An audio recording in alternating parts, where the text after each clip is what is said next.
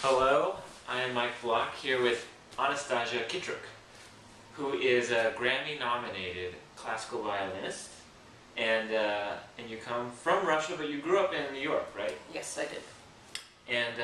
And how old were you when you moved from Russia? I was 6. 6. And why did you move here? Well, my family, first of all, are Jewish and Armenian, and we got permission to leave, and it was very hard if you were that particular racial background to find work, and so my mother decided to up stakes, and she brought all the women in the family. It was me, my sister, my grandmother, my great-grandmother, and all the men stayed, and all the women left. Okay.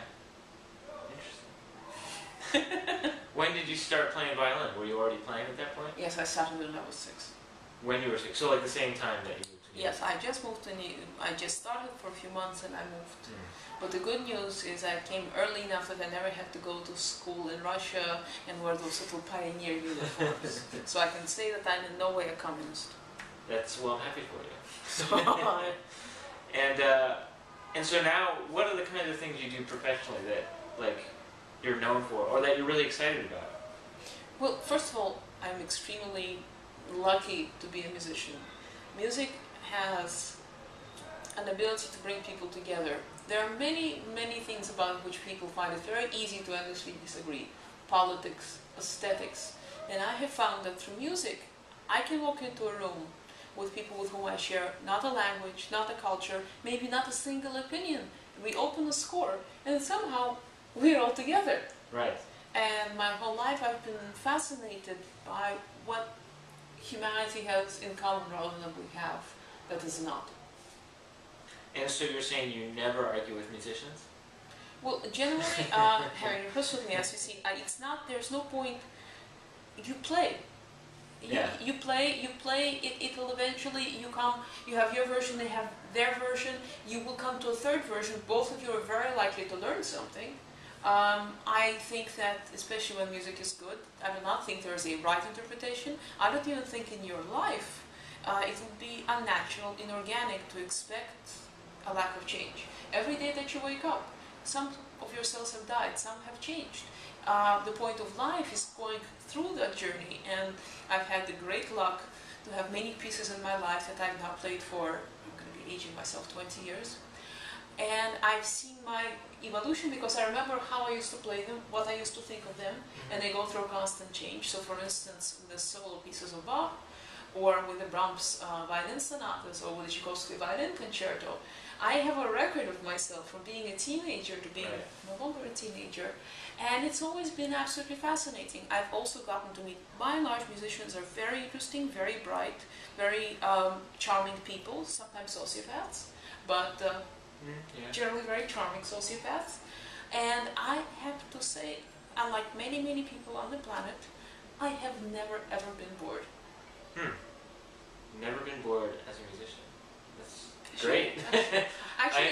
Actually, because of the stress that musicians' life puts on you, you never quite get around to being bored. It's true. Because you're either freaking out about what's about to happen, you're freaking out while it's happening, or you are sitting in an airport and steaming furiously because American Airlines is not going to let you bring your fiddle on the airplane.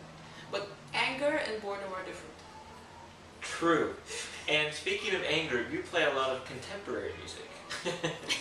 And so you're going to play a piece written for you this Saturday at Gala NYC. And tell us a little bit about like what excites you about playing with living composers and having pieces even written for you. Well, the greatest experience for me is to create my own interpretation. This either I do with works which have been forgotten, which I unearth in various libraries and old music shops. But when you have a piece of music that you've never heard before, you are forced into a certain degree of honesty as a performer. There are many, many, many good versions, for instance, of the Brahms Violin Concerto. It will be very hard to erase the ghosts of great performers past, but you can also fall back on an established interpretation, and you know it's going to be kind of good. If it's either written for you, or you are the only person on the planet who plays it, although it's a bit more responsibility, you look at music maybe the way the infant looks at the world. You have an entire planet of possibility. So this particular piece was written for me by a composer with whom we've had now an ongoing collaboration for 3 years. We just completed the recording of a violin concerto he wrote for me, which is a tribute to Mendelssohn, because we both love Mendelssohn. And that whole journey we've taken... And what's this composer's name again? Michael Kalina. Michael Kalina. And Michael is a tremendously talented person. And what interests me a lot in Michael is he spent half his life in the world of jazz. So he has a very solid classical training. But much like you, he brings to me something which I love more than anything else, which is a different point of view. You know, if you're like, I literally never ever thought of it. I think that's the coolest thing on the planet. Yeah, and that's what's fun about, I think, all the rehearsals we've been doing for Gallium YC too, going back to how we have like a whole universe in front of us, and we're doing things for the first time, and we kind of have all these conceptual options that we can do. And like with the Vivaldi, with Canon Asme, we've been really racking our brain as to how do we approach this piece, and what can we do to it, and what shouldn't we do to it. And I think we've discovered a very important thing today. What was that? Was I there? You can do absolutely anything to Vivaldi. Right. Literally anything. You can, I think, what we have not yet tried, we have not tried playing it hanging upside down. That's true. That might work. We have not, I don't think we have tried playing each other's instruments, but literally every version we have tried has, the music is so beautiful, it's amazing how many ways it can be done. And that's what we said today, was like, when the music is good, you can do anything to it and it will survive, but when the music isn't good, you have to do everything you can to make it survive. And And music, the real test of music, unfortunately for the people who write it, is of course its ability to survive a few hundred years. The only difference between playing things which are older and playing things which are written for me is when they're written for me, I of course have a very intimate relationship with them, but not necessarily as much distance. So although I love the stuff which is written for me, there is a magic to the idea that Vivaldi, which has been around for hundreds and hundreds of years, not only still sounds beautiful, but to me sounds extremely fresh. Yeah.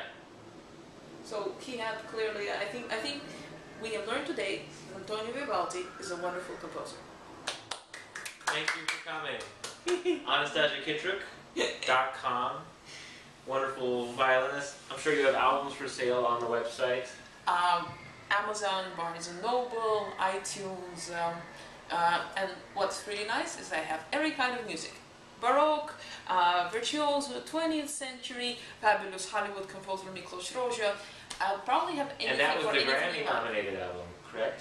Well, that's a piece written for a wonderful violinist called Jascha Khitruk, and that's a particular kind of violin repertoire, written specifically to be as difficult as possible, and that tells you a lot about violinists.